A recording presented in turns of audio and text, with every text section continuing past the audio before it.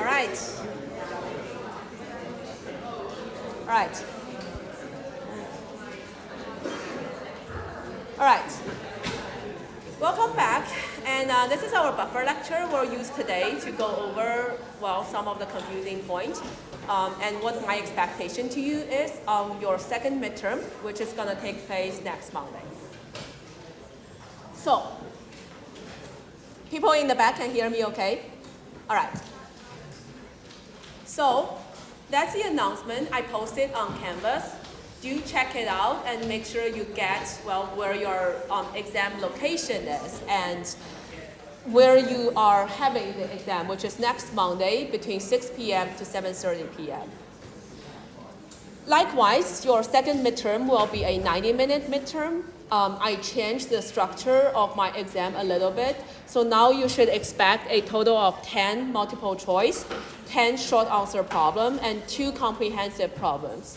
All right, so I changed the structure a little bit based on the suggestion I get by other lecturers who taught 14C before. I asked them to look at the difficulty and also the length of my exams. All right. And likewise, your exam is going to be open book, open note. You can use your tablet for notes looking, but you are not supposed to connect to internet. And what else? One more thing that is a little bit, that's pretty new for the second midterm. So in our last midterm, your TA and I noticed there were people who continue to work on their exam, even we called the end to the exam. So that is not acceptable. Like when we say it is the end, you should stop writing. So this time we're going to enforce that. So what's going to happen is at the end of the exam, when the TA or me say, hey, stop working, you should just put your pen down and do not write anything, not even your name, all right? And pass your exam towards the aisle and do not leave your seat until your TA or me finish collecting your exam. So we are going to enforce it. So if you continue working on the exam, we will deduct 20 points from your exam. We don't want to do it, but just follow the rules. We do not want to do it. Just when we say stop, really stop. It's not worth it. If you don't get it in 90 minutes, it's not worth it. Just like, come on. All right, so just so you know, that's a new policy. I'm also putting that on the front page of your exam sheet, so we're clear on that. All right, I'll also be hosting Q&A session outside the lecture hall after class. So if you have additional questions for me, we'll look at it together. And also I know I'm a little bit behind, so my course schedule on my syllabus right now is like really messy. So after our midterm exam on our next Wednesday, we'll go over the topic we want to cover for the rest of the quarter. So we're on the same page here. All right, and any more questions on the administrative side? Oh yeah, one more thing. So next Monday, I won't be here to give you the lecture. I'll actually be down there and actually counting your exam papers to make sure we have enough copies this time. But if you need any help, just let your TA and I know. Your LAs are also hosting review sessions. Again, we're here to help, and hopefully we don't have any problem this time. Okay, any question on the administrative side? Nope?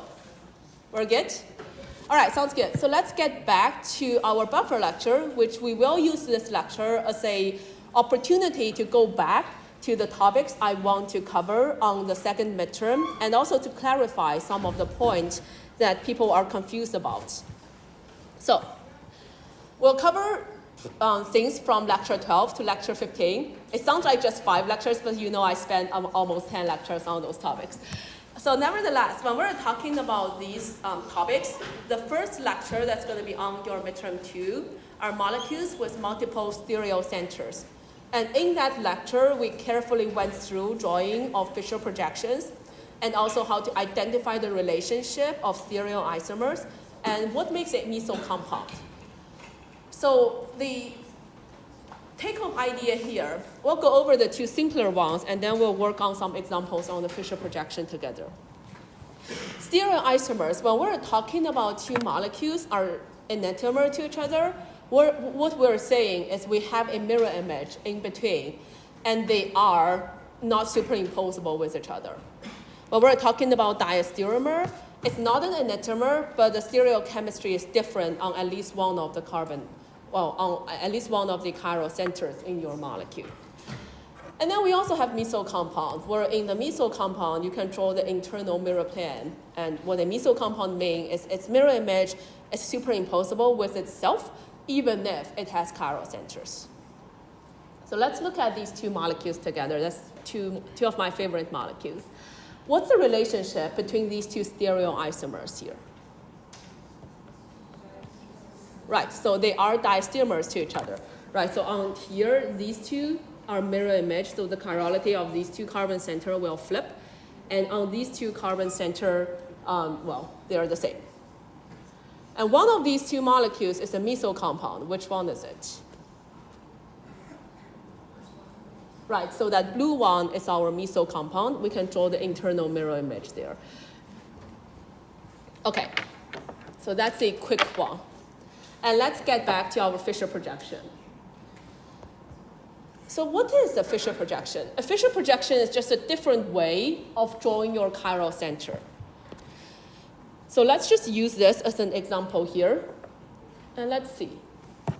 In this molecule, from my perspective, let's see, what we have here is a carbon center. And I have a hydrogen. I have a chlorine. From my perspective, this carbon is pointing towards acme.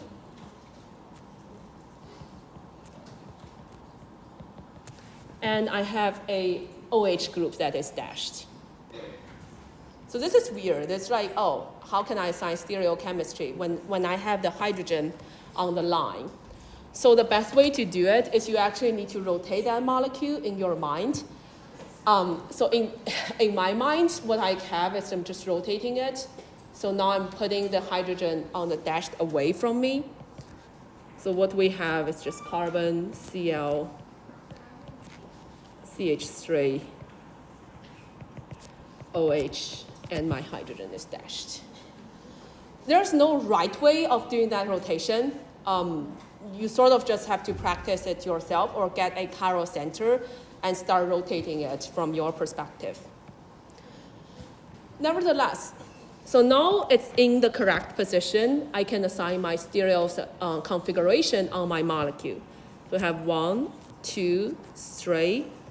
It's going clockwise, so we have a R molecule here. Now, what about, I want to look at it from my Fisher projection perspective. Now, what I want to do is just assuming I'm making it in such a way that everything on the vertical are dashed away and everything on the top are wedged out. Or the way to put it is I have a carbon, and on the vertical I have the OH group dashed in, and I have the chlorine wedged out. And here I have the hydrogen and the methyl group wedged out. So everything on the vertical line is dashed, and everything on the horizontal line is wedged. Or, again, let me just replace this one. I don't need it anymore. I can write out my Fisher projection, which is OH, Cl, hydrogen, and CH3. Now, if we were to assign stereochemistry, we have 1, 2, 3. It's going counterclockwise, but my hydrogen is wedged, so this is also a R center. So when you're assigning stereochemistry on any problem, first of all, you put your hydrogen on either on wedge or on dash. And then you assign the stereo configuration. If it's clockwise, hydrogen on the dash, then it's an R. It's counterclockwise, hydrogen on the dash makes it an S. But if your hydrogen is wedged out, then that RS configuration will flip. All right. So now let's imagine rotating my Fisher projection by 90 degrees.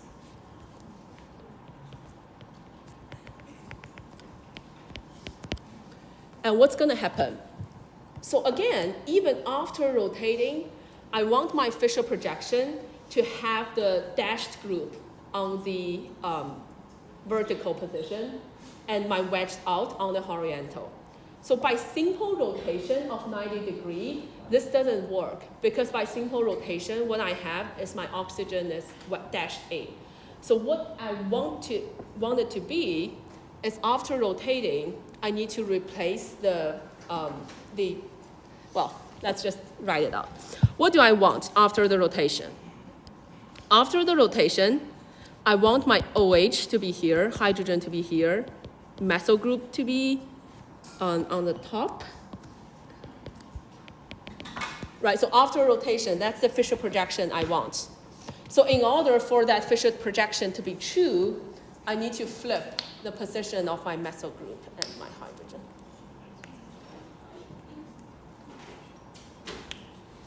All right, so this is the molecule that is representing the Fischer projection we just draw after the rotation. Again, you have the chlorine and OH wedged out. You have the CH3 and hydrogen dashed in. If we were to assign the stereo configuration of this molecule, what we have is 1, 2, 3. It's counterclockwise. My hydrogen is dashed in, so this is an S. So rotating your Fischer projection by 90 degrees will flip your stereo configuration. And if we're going backwards to put it back to my line wedge formula, what do I have? Let's say I still put my hydrogen, my chlorine on the top, my methyl group here, and what we end up getting back to my bond line formula is a carbon in the center, chlorine, CH3 on the line, my hydrogen is dashed, and my oxygen is wet. My hydrogen is dashed, my oxygen. My hydrogen is wedged out towards me.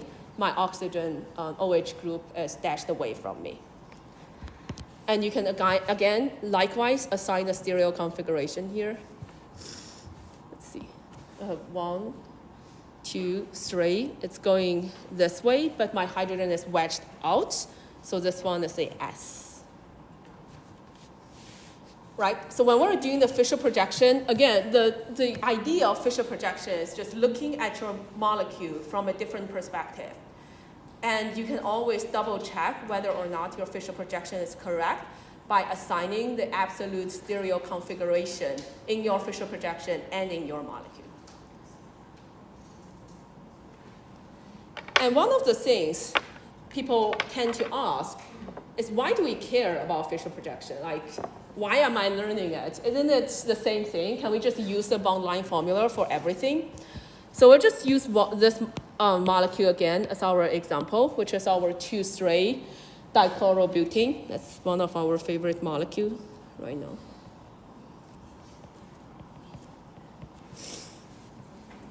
So this is the molecule we were talking about. Now everyone should know this is a methyl molecule. We've used it several times. But again, it is not very clear in why it is a methyl molecule and how can we draw the mirror plane in the 2,3 dichlorobutane here. So one of the possibility way you can draw the Fischer projection of my 2,3 dichlorobutane. And how do we do the Fischer projection? Let me just put my methyl group. I want that to be dashed in and rotate it so my other methyl group is also dashed in. Or the other way to put it is we have the CH3 on the top and on the bottom. Both of them are dashed in. And then we have our chloride.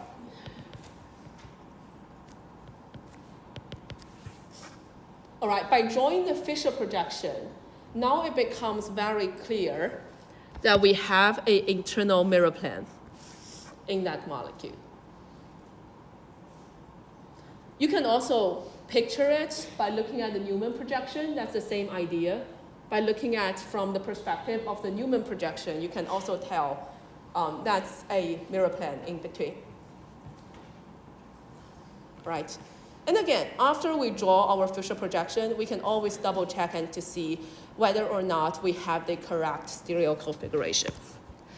Let's do that together. 1, 2, 3 on here. So this one is a R. And let's say 1, 2, 3 going that direction, but my hydrogen wedged out, so this one is an S. On here, we can do it like 1, 2, 3. It's going that direction, but hydrogen is on the wedged, it's on the line. On the horizontal line in my Fisher projection, it's a R. And we can do that here, 1, 2, 3. Hydrogen on the horizontal line, that's wedged, so this one is an S. And obviously, this molecule is a methyl compound because of that internal mirror plane. All right? How are we feeling about Fisher projections now? We're doing good? So again, like when you're doing Fisher projection, one of the typical questions people ask me is, do you have a trick in drawing the Fisher projection? The short answer is, no, I do not have a trick. I always just picture that molecule in my mind. I sometimes close my eyes for that. And then just imagine what that molecule is. I draw my Fisher projection, and I double check the stereo configuration of my chiral center and compare it with the bond line formula. So for any problem like stereochemistry, we do not have a uniform trick that works for everyone. You need to get your own trick set up. Okay, so that's for Fisher projection and stereoisomers. The next topic we have is allylic compounds and also conjugated IE. So this is one of the topics. I think lots of you raise your hand when I ask you which topic you want me to spend more time. So let's do it. Let's spend more time on the allylic compounds. And also like the resonance picture, the UV vis spectroscopy, and also the effect of the conjugated pi system on the UV vis absorption spectra. These are topics that are relatively okay, so we'll just go slower. We'll just skip them over and just focusing on the pi correlation diagram of our allylic compounds.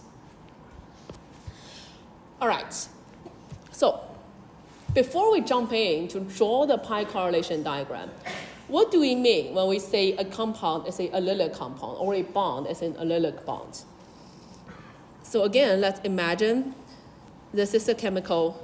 This is a molecule of interest. Let's identify all the allylic hydrogen in this molecule. So if we draw it out, we have a total of 5 allylic hydrogens. And in this molecule, this bond here, we also can call it an allylic carbon-carbon bond.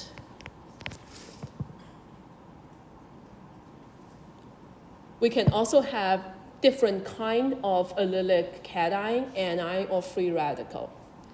So when we are saying a reactive intermediate is an allylic cation, anion, or free radical, what we're saying is we have a double bond, and then you can have a cation adjacent to it.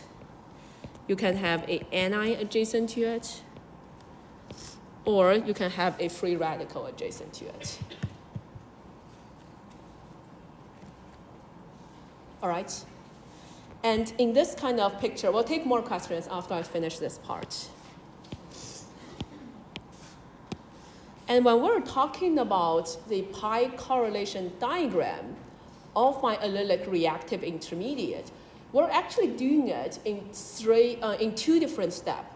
The first step is creating the pi correlation diagram, or sketching what my pi correlation diagram is.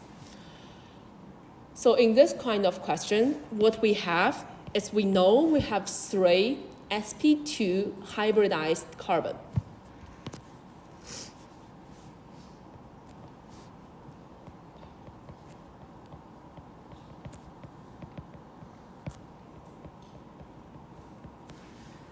And if we look at the energy diagram of my sp2 hybridized carbon, what we have are sp2, we have 3 of them, and we have 1 p atomic orbital. Now let's just pick my carbocation as the reactive intermediate. We did the anion together when we were doing the example in class, so let's just do the carbocation here together. So in the allylic carbocation, what we have is we know on these 3 carbon, 2 of them are neutral, 1 of them has the carbocation character or has a positive charge. So the resulting picture here is in my carbocation, we have 2 different kind of carbon. We have 2 neutral. When we say that carbon is neutral, what we're saying is you look at the periodic table, it's in group 4, your neutral carbon have 4 valence electrons. So we put in those 4 electrons, 1, 2, 3, 4. So for each of my neutral carbon, which are 2 of them, for 2 of my neutral carbon, we have a singly occupied p atomic orbital. And then 1 of my carbon has a positive charge. Now we don't know which one of it. We're just saying in 3 of them, in 3 total carbon, 2 of them are neutral, 1 of them has a carbocation on it, or it's a +1 carbon, has only 3 electrons. So 1, 2, 3. So that cationic carbon will have 1 unoccupied p atomic orbital. But even if that p atomic orbital is not occupied by an electron, the orbital is still there. So we have a total of 3 p atomic orbitals and 2 electrons in those p atomic orbitals. All right? So now we're ready to create our pi correlation diagram. So one of the things I do not expect you to know is where to draw the node plan. So I'll always tell you, these are the node plan you should expect. Now, given these node plan, can you give me a pi correlation diagram? So what are the steps we should be taking when we're drawing the pi correlation diagram? The first step is we organize my molecular orbital based on their number of nodes or based on their energy. The more nodes they have, the higher energy they are. So let's just move it around, or you can just draw it again. In the lowest energy one, we have 0 nodes. And in the second lowest, we have 1 node right in the middle carbon. And on the top, we have 2 nodes. All right, so the first step, organizing your molecular orbitals based on their number of nodes. If they have the same number of nodes, they're degenerating energy. If they have more nodes, they have higher energy. And now we're ready to put in our atomic orbitals to create the pi correlation diagram. So whenever we're adding in these p atomic orbitals, one thing to keep in mind is when we're sketching these p atomic orbitals, the nature of these atomic orbitals, they are the wave function. They are the solution of the Schrodinger equation. They are just, well, mathematical functions. So when you put 2 mathematical functions of the same sign together, or 2 wave functions of the same sign together, they will add up to make a bigger sign. So even if we're drawing our lowest energy MO like this, in reality, what is happening is your electron density is fully delocalized. There's no nodes in between, so they're fully delocalized on top and below the bond. It's the same kind of picture. Remember our burger picture? You have the single bond that's creating your burger patty, and the bread on top and below it are your pi bond. This is the same idea. Just in this case, your burger are 3 atoms instead of just 2. And what about the middle one? This one's the same idea. Now we're just drawing my atomic orbitals. We should be drawing atomic orbitals on all 3 atoms. But because we know there exists a node plan in the center atom, we cannot have the atomic orbital on there. All right, so a node plan tells you 2 pieces of information. One, whenever there is a node plan, you do not have any electron density in that position, or you have low electron density surrounding that position. And 2, whenever your atomic orbital meet a node plan, it flips its side. And on the top one, what we have here, we're just shading it accordingly. So what is the physical meaning of my drawing here? What does this molecular orbital actually tells us? So if you think about a chemical bond, what you have is whenever you are predicting electron density in between atoms, we're saying, hey, we have chemical bond formation. We have electron density in between the atom. We have a chemical bond that's holding my atoms together in a molecule. So in this kind of situation, in the lowest energy MO, or my pi1 MO, you have plenty of electron density in between your atoms. So this is one of our bonding molecular orbital. You have just electron density in between atoms. Alternatively, like in this molecule here, if we have a node plane in between the atoms, what that tells us is, well, these are the node plane. A node plane just means your wave function equals to 0. So when your wave function equals to 0, the probability of finding the electrons there will be 0. Right? So a node plane in between atoms, just say you have low electron density region in between the atom. And that is why this top one is an anti-bonding MO. The middle one is a non-bonding MO. I mean, I don't expect you to label your MO to be bonding or anti-bonding or non-bonding in this class, but that's the physical meaning of bonding, anti-bonding MOs when you're drawing them on the MO correlation diagram. All right, so this is the first part. It's creating these allylic pi correlation diagrams. How are we doing here? Yes? Would you mind going back to kind of like the start of this question? And I'm just a little bit confused on the difference between like sp2 hybridization and then the number of pi bonds in like the orbital carbons. The sp2 has nothing to do with number of pi bonds. So again, the number of pi molecular orbitals come from the number of atomic orbitals making those pi correlation diagram. All right, we start from 3 p atomic orbitals. We end up having 3 pi molecular orbitals. We start from 3 p atomic orbitals. We end up having 3 pi molecular orbitals. Hybridization only tells you in each of your carbon, it is sp2 hybridized. So one of the p atomic orbitals there is contributing to that delocalized pi correlation diagram. That's all. All right? So this is the first part. This first part is, given the position of the node, creating the pi correlation diagram. Arrange them based on their energy, and also like draw your molecular orbitals accordingly. That's the first step. Second step, putting electrons in there. So we're talking about allylic carbocation here, right? So we went over the analysis, say, hey, in my carbocation, we have two carbon atoms that are neutral, and 1 carbon atom that is cationic. So in total, we have 2 pi electrons. So when we put the electrons into my molecular orbital, so each line here is the energy level for that specific pi molecular orbital.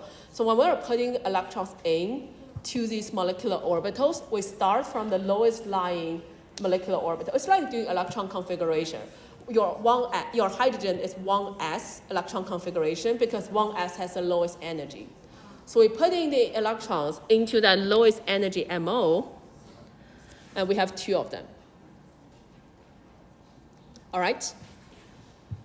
So now we're done assigning electrons in there. So that's the second step.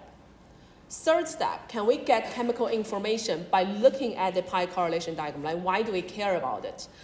So if we look at it, we know the HOMO, or highest occupied molecular orbital of my allylic cation, is my pi1. And we know our LUMO is my pi2. And we know the shape of these molecular orbital. And that tells us a lot of information. So now one of the questions I get is, why are we looking at HOMO of allylic ani, but LUMO of allylic cation? So here's why. We went over the nucleophilic idea and the electrophilic idea in organic chemistry before, right? When you're having a nucleophile, you are electron pair donor, you're donating electron density to make a new chemical bond. Here we have our electrophilic, or a cationic species. It is electron deficient. When making a chemical bond with a different group, it is likely to act as an electrophile. So when it is acting as an electrophile, it is accepting electron density from another party. So the other way to put it is you should imagine now in a hypothetical situation, we have a nucleophile that's coming in and making a new chemical bond with my allylic cation. Where will that new bond be? So when that new bond comes in, when that nucleophile comes in and form a new chemical bond with your allylic cation, it depends on where your cationic character is. So in this case, we're looking at where that new electron can come in my allylic MO. So naturally, when we're looking at the orbital of my allylic cation, we should be focusing on the LUMO, because that's where the new electron is going to come in. All right, and in my LUMO, by observing the shape of my LUMO, we know we have my cationic character on the terminal carbon. So what does that mean? So that means when your nucleophile comes in and make the new chemical bond, we have two possibilities. It can either be on this terminal, or it can be on this terminal. Well, I don't have a positive charge anymore. All right, so by just looking at the allylic compound, you're getting information in predicting how my chemical reaction is going to take place. What is my expected product? And one of the questions we did in class together is why does that new bond is never formed in that middle carbon? Because in the middle carbon of your LUMO, well, it's a node.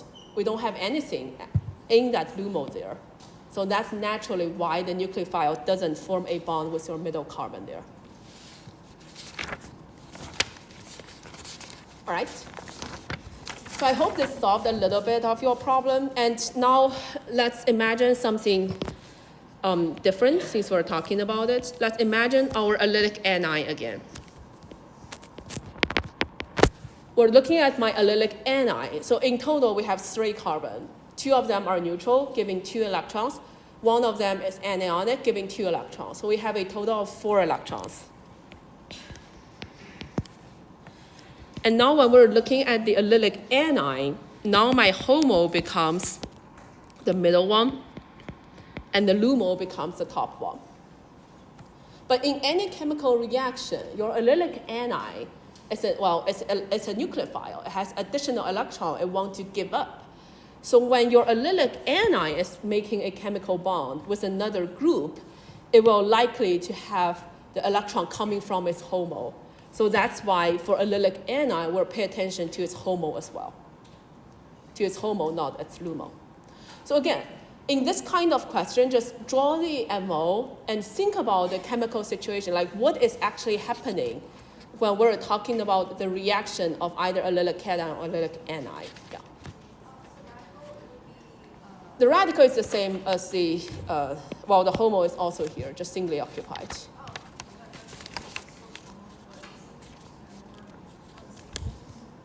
Well, it's singly occupied. It's a free radical. So whenever we're talking about chemical bond of that singly occupied atomic orbital, again, that's where the reactivity comes from. All right? I don't think I have time to go over this example question with you, but you can find this example question in our practice problem. So what we're talking about is, hey, now you have this hypothetical reaction. I'm giving you the reaction mechanism. We're forming a radical intermediate. Can you predict how this reaction is going to happen? Which hydrogen is going to get abstracted? All right.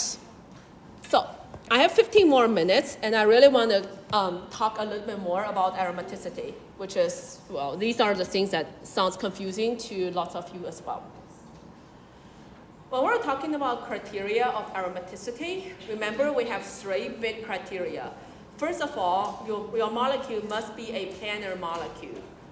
So when we say a planar molecule, what we're saying is like if your molecule has like really big, really big terbutyl group around, when you have over 4 or 5 of them, you're breaking the aromaticity because this molecule is no longer a planar molecule. So when you have extreme steric repulsion, it will break your aromaticity. And then we can have, we need to have a closed loop of your p atomic orbitals to form that closed loop of the pi molecular orbitals. So one of the exceptions here, let's imagine a molecule. That's our heptatriene.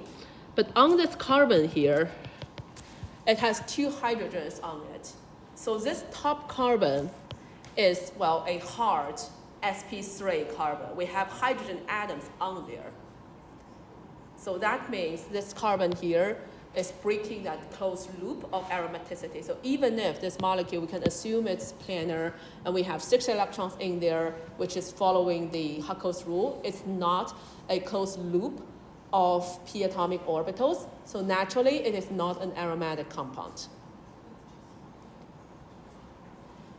But we can fix it. Let's assuming in a hypothetical situation, now we're losing one of the hydrogen, and we have a plus charge on it. And then all of a sudden, our heptatriene cation, now this carbon becomes aromatic, this carbon becomes sp2 hybridized, and that can become as finish up that loop of electrons and orbitals. Or alternatively, in this case, if we do not have a carbocation, we do not have a sp3 carbon, but instead we have a sp2 carbon, like a carbonyl group here, like a ketone. This molecule also is an aromatic molecule. Your carbon have a p atomic orbital to interact with that ring, but your oxygen here just acting as a carbonyl group on top of it. Or the other way to put it is you can draw a resonance structure. Please forgive my drawing, it's really messy. All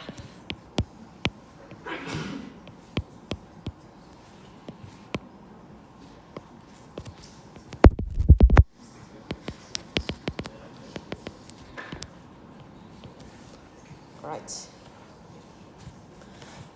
So that's the criteria of aromaticity. One of the questions that people normally have is, how do we know whether or not a lone pair will count to my aromaticity? And again, let's do that example together, but now with furan.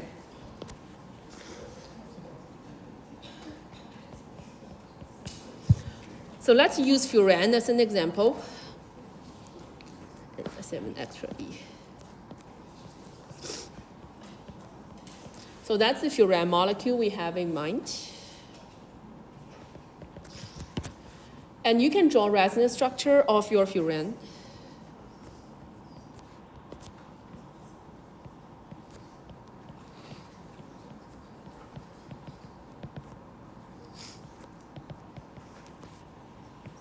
And likewise, we can push it again.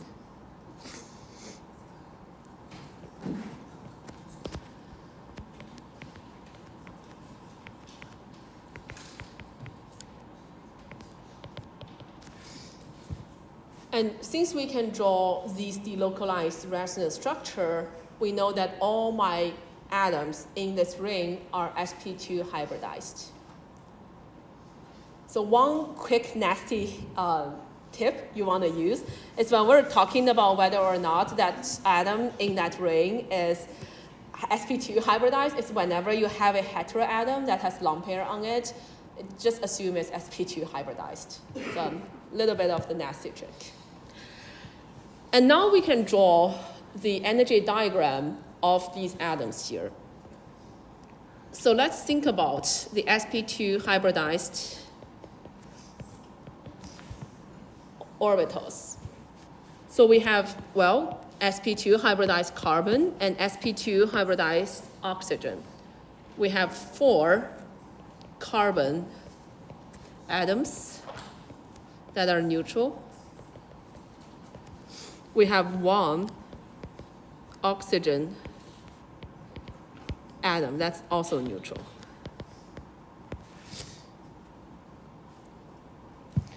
And putting the electrons in, for neutral carbon, we have 4 electrons, 1, 2, 3, 4. So in total, we have 4 p atomic orbitals and 4 pi electrons. So these coming from my sp2 hybridized carbon atoms in the ring. And for my oxygen, this one, we know it is making 2 sigma bonds. So I like to say that these 2 sp2 singly occupied atomic orbitals are reserved for sigma bond.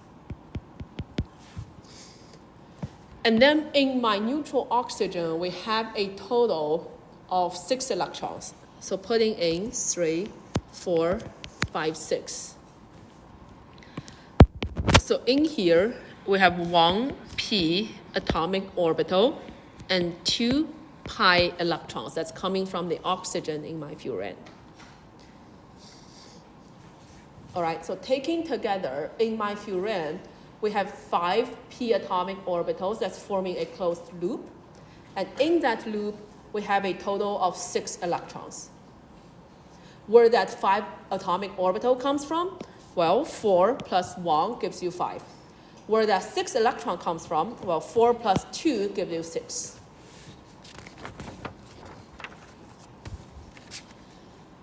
I left a sample problem. That's something you should know when you're drawing the pi correlation diagrams for these aromatic groups. It's the same idea, like what we did with the allylic system.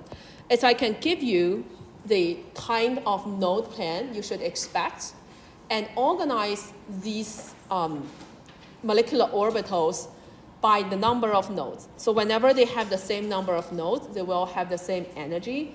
Putting the p atomic orbitals to draw that pi molecular orbital, arrange the molecular orbitals accordingly, and at the last, put the electrons in to your molecular orbitals and try to get some information about the molecule. I have the answer of this question posted in the lecture note, which will come available around noon today. And let's do some more examples when we're talking about aromaticity. So the first example we have is the cyclopropanol, which is a 3-member ring with a double bond, and here we have a carbonyl group. So this is like the heptatrienol example we did together. What we have is you can first draw the resonance structure like that. And that positive charge is delocalized over the 3-member ring.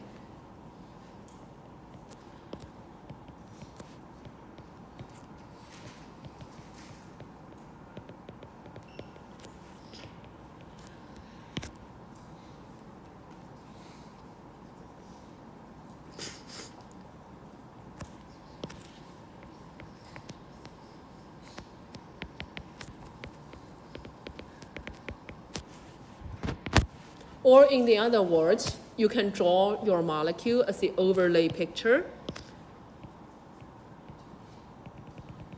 where you have the positive charge delocalized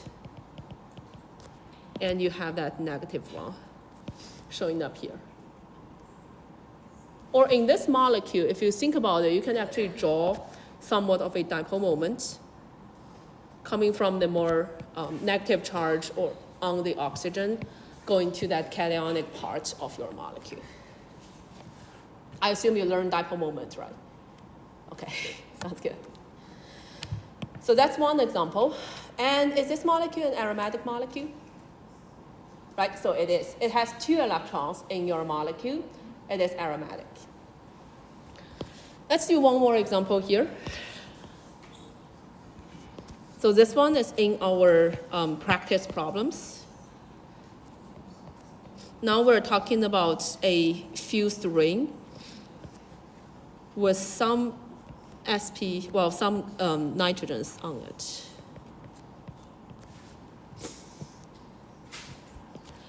So in this molecule, whenever you have that heteroatom in your ring, let's just draw all the energy level picture just to make sure. This is like assigning formal charge. After you practiced it several times, you do not need to draw it, but it's a very helpful practice. So for all my nitrogen here, we're making 3 sigma bonds.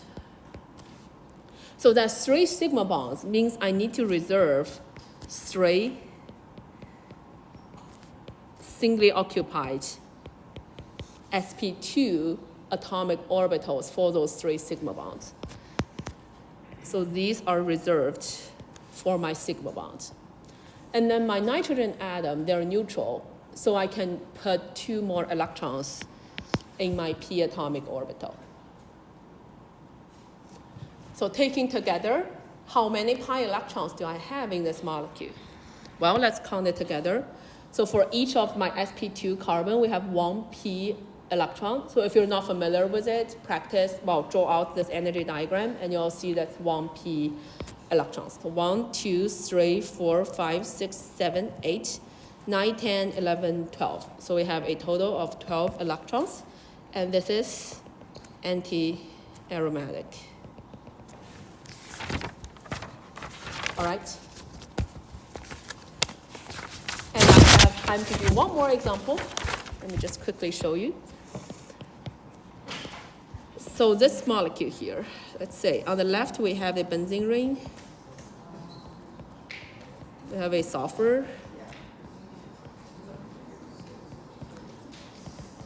This is one of the photocatalysts we use in my research project. Is this molecule an aromatic molecule?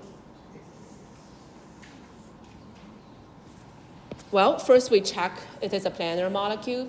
And are these groups are sp2 hybridized? Yes, probably. This carbon is sp2 hybridized. Your sulfur, you can draw resonance structure, so it's sp2 hybridized. And now let's count the number of electrons. So 1, 2, 3, 4, 5, 6. 1, 2, 3, 4, 5, 6. And sulfur, you had the lone pair contributing 2. So we have a 14 electron, so that is aromatic.